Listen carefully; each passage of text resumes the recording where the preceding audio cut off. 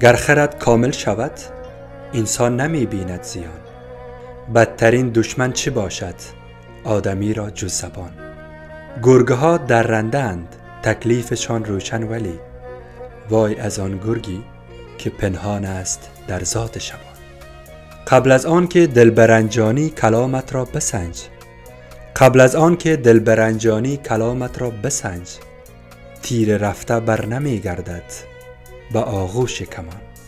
هرچه بر خود می پسندی را بگو با دیگران. فرق دارد نازنینم نیش جان با نوش جان.